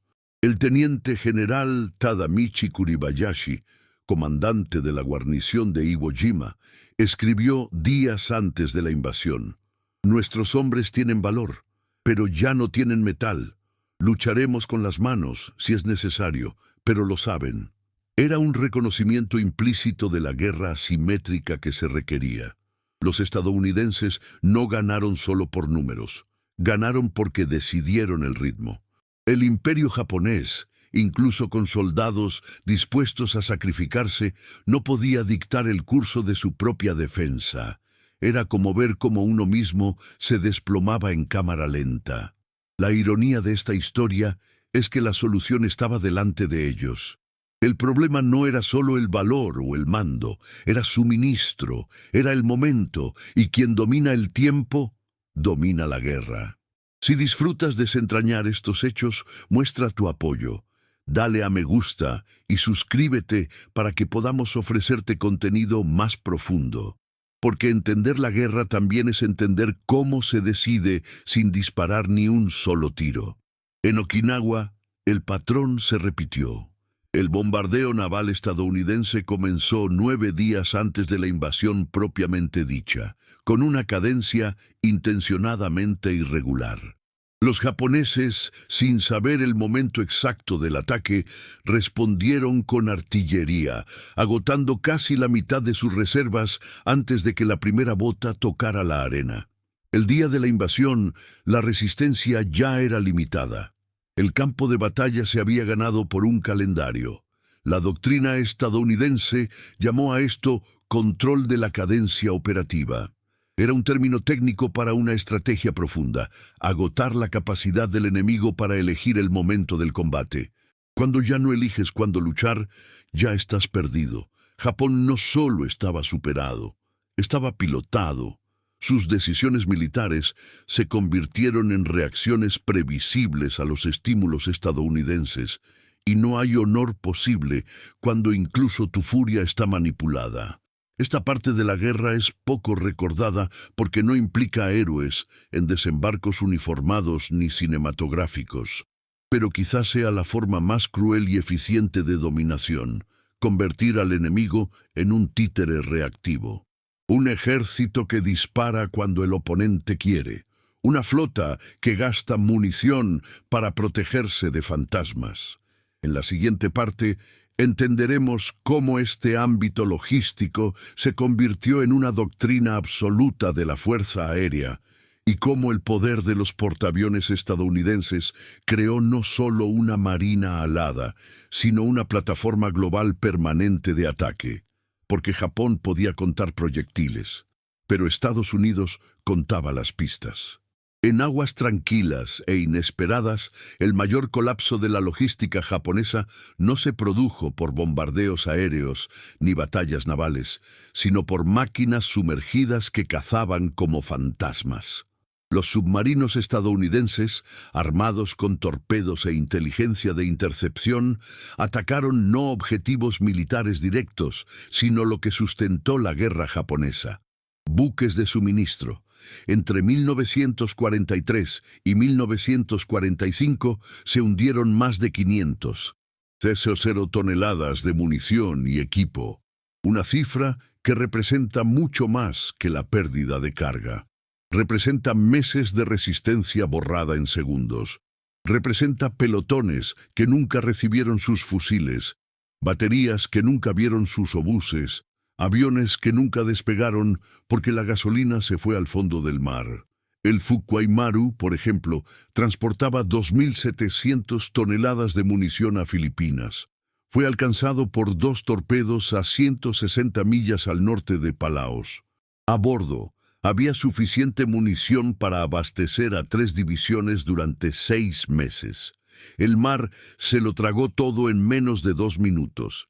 El impacto psicológico de esta guerra silenciosa fue devastador. El almirante Tatsuoka Shimasaki, comandante de un convoy que perdió 4 de los 6 buques de carga en el cruce entre Formosa y Luzón, escribió en su diario: «La guerra ha terminado para nosotros, no en el suelo, pero en la línea que ya no podemos trazar entre la fábrica y el campo». Shimasaki sería encontrado días después en su cabaña, muerto por suicidio. No había perdido una batalla, había perdido el enlace logístico, y en el teatro del Pacífico eso era lo mismo que perder la guerra. Los submarinos estadounidenses eran, en esencia, cirujanos estratégicos. No buscaban acorazados ni enfrentamientos heroicos, buscaban objetivos lentos pero vitales. Trenes con repuestos, munición, combustible y arroz. Cada torpedo lanzado no iba dirigido a un enemigo armado, sino al futuro de ese enemigo, y dio en el clavo. Según informes de posguerra, el 94% de la munición que Japón pretendía enviar para reforzar Iwo Jima nunca llegó. Los barcos fueron hundidos, desviados o abandonados por temor a los submarinos. El mismo patrón se repitió en las Marianas, Palaos y Rabaul. Los estadounidenses lo llamaban hambre a la bestia, y la bestia, sin munición, no muerde, simplemente ruge. Los japoneses intentaron reaccionar. Crearon convoyes protegidos, adoptaron rutas nocturnas, instalaron detectores de sonar, pero no contaban con suficientes barcos escolta. Y, irónicamente, No disponían de munición de profundidad para combatir a los mismos submarinos que les arrebataban la munición de superficie. Era un ciclo cerrado de pérdidas. Los destructores, con cargas limitadas, se veían obligados a elegir: proteger a la tropa o cazar fantasmas en el fondo marino. En muchos casos, simplemente eligieron huir, porque cada torpedo perdido significaba un día extra de resistencia. Y cada torpedo estadounidense disparado era un recordatorio de que el otro bando podía fallar tantas veces como quisiera. La inteligencia naval estadounidense lo sabía y utilizó datos de tráfico japonés recopilados mediante escuchas e interceptación para posicionar sus manadas de lobos, grupos coordinados de submarinos. No cazaban objetivos al azar, cazaban la columna vertebral de la guerra enemiga. La estrategia fue tan eficaz que para 1945, solo 1 de cada 10 barcos japoneses enviados al Pacífico Sur llegaba a su destino con la carga intacta. El resto fue hundido, dañado o obligado a retirarse. El suministro se ha convertido en una ruleta rusa logística. La ausencia se ha convertido en el mayor enemigo de Japón. Ausencia de combustible, piezas, proyectiles. La ausencia mata en silencio, sin gloria, sin ceremonia. Un pelotón de infantería con valor pero sin munición es solo un grupo de objetivos. Un caza sin combustible es un monumento a la esperanza rota. Y un artillero sin obuses es un vigilante del final. Lo más cruel es que muchas de estas pérdidas ni siquiera se informaron. Los propios comandantes preferían el silencio a la vergüenza. Japón se estaba derrumbando desde dentro, como un castillo de pólvora que nunca llegó. Mientras tanto, Estados Unidos observó cómo sus submarinos regresaban a sus bases con banderas pintadas en la torre, cada una simbolizando un barco hundido. Algunos presumían de más de 50. No fue solo una victoria táctica, fue una humillación estratégica. A finales de 1944, los submarinos estadounidenses habían reducido el tráfico de carga japonés en más de un 75%. Esto obligó al ejército imperial a improvisar, usar barcos pesqueros para transporte militar, camuflar munición en barcos civiles, esconder piezas en compartimentos de arroz. Todo esto en vano. La guerra no perdona la solución alternativa. Y el fondo oceánico se ha convertido en un inventario trágico de esperanzas no cumplidas. En la siguiente parte, volveremos a cruzar el océano y veremos cómo Estados Unidos convirtió esta supremacía logística en una especie de ataque aéreo constante, donde los portaaviones ya no eran solo barcos, sino plataformas móviles para producir destrucción. Porque mientras Japón perdió buques de carga, Estados Unidos produjo pistas que se movían, y de ellos se retiraron los ataques que acabarían no solo con las batallas, sino con la propia ilusión japonesa de resistencia prolongada. El 6 de abril de 1945, el sonido que atravesaba el mar del sur de Japón no era el rugido de los motores aliados, ni el impacto de las bombas, sino el silencio de la desesperación. El Yamato, el mayor acorazado jamás construido, partía hacia su misión final. Una operación sin retorno, llamada por los estadounidenses Tengo, pero que los propios marineros llamaron entre murmullos una tumba flotante. La misión era sencilla y suicida: navegar hacia Okinawa, encallar intencionadamente en la costa y convertir el casco de 70.000 toneladas en una fortaleza de acero, un objetivo fijo, rodeado de artillería para retrasar la invasión estadounidense. Pero el Yamato no solo se llevó consigo a los hombres, llevaba la última esperanza bélica del imperio. A bordo, las culatas revelaron la verdad que el mando japonés se negó a admitir en voz alta. El barco partió con suficiente combustible solo para el viaje de ida. Y peor aún, munición para una sola batalla. Una nave diseñada para resistir semanas de combate ahora reducida a un gesto simbólico. La grandeza de la ingeniería, calibre de 460 milímetros, blindaje impenetrable, radar experimental, no podía ocultar la cruda realidad. Era un coloso sin sustento. Mientras el Yamato avanzaba, 11 destructores y un crucero ligero lo escoltaban, pero ni siquiera esta formación podía protegerle de lo que estaba por venir. Los estadounidenses, con control total del espacio aéreo y la información interceptada, conocían la ruta exacta del grupo. Prepararon el ataque no con acorazados, sino con aviones y munición infinita. La primera oleada llegó al mediodía. El radar del Yamato detectó 280 aviones provenientes de múltiples direcciones. Bombarderos en picado, bombarderos torpederos, cazas de escolta. Cada grupo tiene una función específica: paralizar, hundir, aniquilar. El Yamato respondió con toda la furia de sus cañones antiaéreos. En cuestión de minutos se dispararon 100.000 proyectiles de 25 milímetros, pero las acciones no eran regenerativas. Por cada avión derribado, otros 5 cruzaban. La artillería del acorazado, diseñada para enfrentarse a otros barcos, era inútil frente a los cielos multiplicados de los portaaviones estadounidenses. En menos de una hora, las plataformas antiaéreas comenzaron a quedar en silencio, no por accidente, por el agotamiento. Un artillero sobrevivió para relatar: escuché el clic seco de la última munición, miré alrededor y todas las demás publicaciones estaban en silencio. Yamato, el invencible, ahora solo observaba. Y lo que vimos en los últimos minutos fue el colapso de una idea, no solo de un barco. El orgullo japonés flotaba inmóvil, recibiendo torpedos como martillos. Hubo al menos 10 impactos por debajo de la línea de flotación. Cada uno abre heridas en la pezuña. El agua entró a una velocidad catastrófica. A las 14:20, tras un incendio en la torre principal, el Yamato explotó. Una columna de humo de más de 6.000 metros se elevó hacia el cielo. De los 3.332 hombres a bordo, solo 276 sobrevivieron. El mayor buque de guerra de la historia fue destruido en pocas horas por aviones que despegaron de pistas móviles y que al final de la misión aún tenían munición.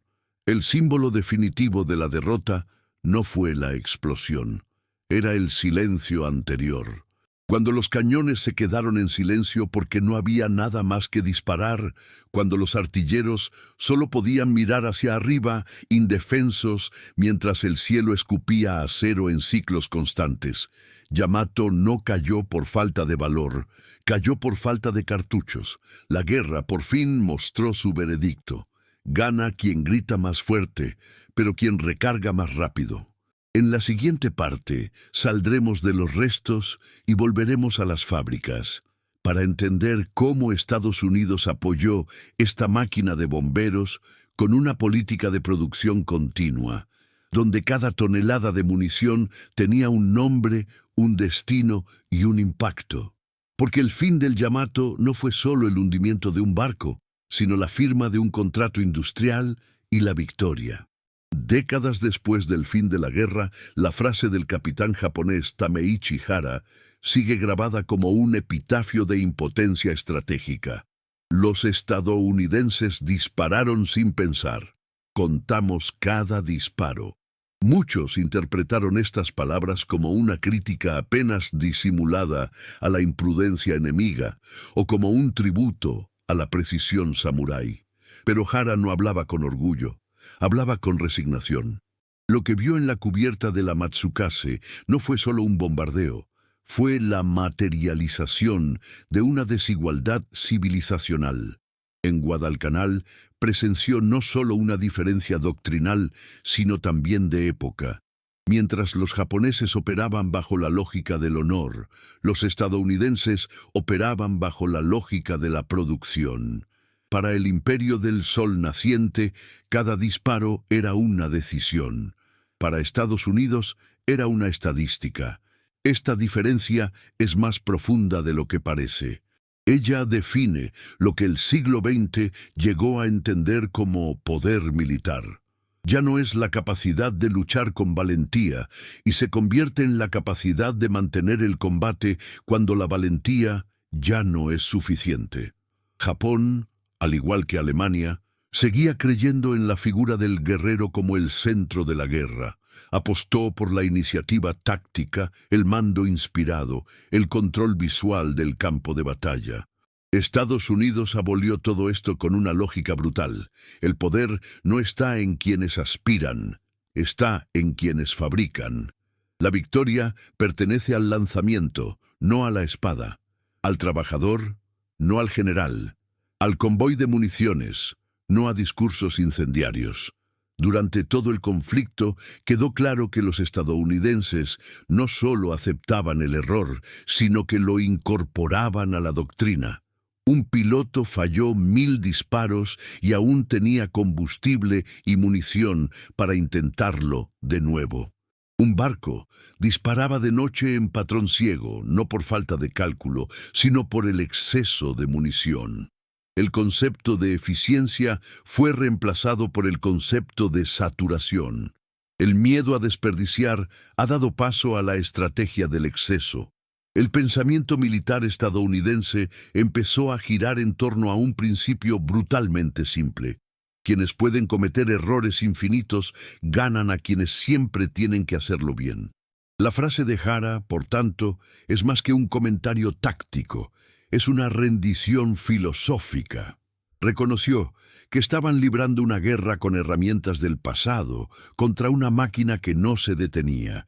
Y esta máquina no se movía por genio táctico, sino por vías de tren, refinerías, fundiciones. En las líneas de montaje donde las mujeres remachaban cascos, los niños aprendían ingeniería y los hombres producían munición en turnos de 16 horas, no para un día de gloria, sino para una guerra de desgaste. Japón quería ganar con alma, Estados Unidos quería ganar con acero. Este contraste revela una nueva definición de fuerza. Ya no es quién tiene los mejores soldados, sino quién puede reemplazarlos. No es quién lo hace bien primero, sino quién puede equivocarse más veces. En Pearl Harbor, los japoneses destruyeron 8 acorazados. 3 años después, Estados Unidos lanzó un nuevo portaaviones cada 6 semanas. Para 1944, solo el astillero de Newport News fabricaba más toneladas de barcos al mes de las que toda la Marina Imperial podía mantener en funcionamiento. En el mismo periodo, Estados Unidos produjo 90.000 proyectiles de 127 milímetros al día, suficiente para mantener un fuego continuo en 3 frentes simultáneos. Si estos números te sorprenden, escribe en los comentarios. La logística gana. Y esta lógica se replicó en todos los niveles. En la infantería, cada soldado estadounidense recibía 5 veces más munición que su homólogo japonés. En los cielos, los bombarderos B-29 recibían redundancia de combustible, armamento y repuestos, para asegurar que, incluso si fallaban, pudieran regresar, repostar y volver a fallar. El error se ha incorporado al sistema, no como un fracaso, sino como un cálculo, porque quienes tienen excesos convierten el fracaso en estadística y quienes dependen de la precisión viven al borde del colapso. La gran ironía es que Japón, incluso con su enfoque en la precisión y la técnica, fue una civilización de ingenieros brillantes, pero estaba asfixiado por la falta de acceso a materias primas, rodeado de bloqueos y condenado por una doctrina que no reconocía el tiempo como factor decisivo.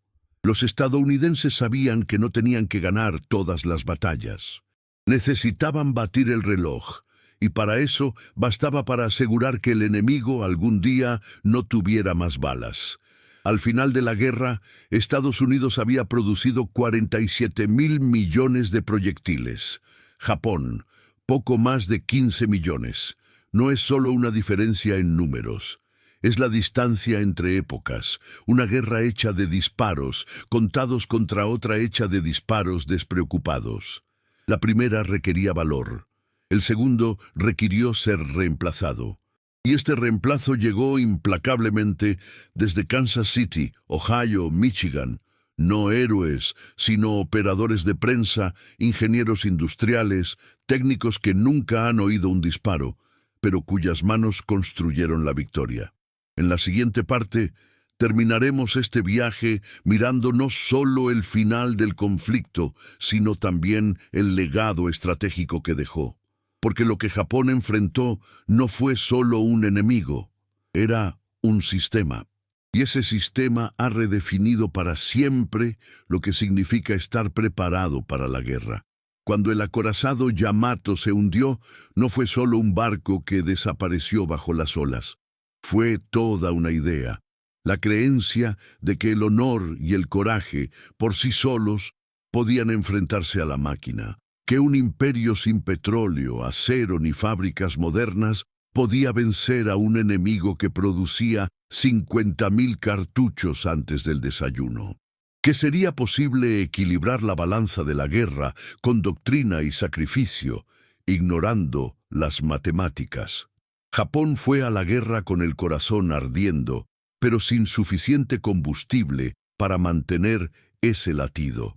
Los estadounidenses, en cambio, ganaron incluso antes del primer disparo.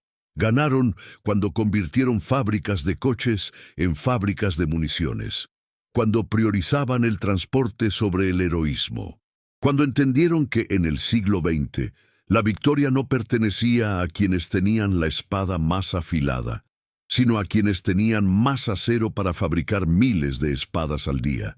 La gran lección no es solo militar, es civilizacional. En las guerras industriales, la logística deja de ser un apoyo, se convierte en la estrategia en sí misma. No importa cuántas batallas ganes, si el enemigo puede reemplazar todo al día siguiente. No importa lo preciso que sea el tirador, si solo tiene 30 balas y el otro bando tiene 30 millones. La guerra ya no se decide por el genio de los generales, sino por la banalidad de los raíles, los engranajes, los almacenes. El conflicto deja de ser humano y se vuelve estadístico. El volumen supera a las tácticas, la cadencia vence al talento, y quien domina el ritmo de la producción domina la duración de la guerra. Al final, no fue Hara quien tuvo la última palabra. Fue Albert Speer, ministro de armamento de la Alemania nazi, quien, durante los juicios de Nuremberg, lo resumió con una franqueza inquietante. Fuimos derrotados por una nación que sabía construir camiones. No fueron las tropas americanas las que aplastaron al eje, fue el sistema que aseguró que con cada disparo otros 1000 ya estuvieran en camino. Si esta historia te ha impactado, me gusta el vídeo, suscríbete al canal y activa la campana. Tu apoyo ayuda a mantener viva la búsqueda de hechos reales y olvidados. Y comenta abajo, ¿cuál es el hecho más impactante de este viaje? ¿Qué momento te hizo entender que la guerra ya estaba perdida, antes incluso de empezar? No te vayas todavía. Escucha la próxima historia real que aparecerá en pantalla. Recuerda siempre, la logística determina la estrategia. Mira el siguiente vídeo aquí en el canal con otra historia increíble.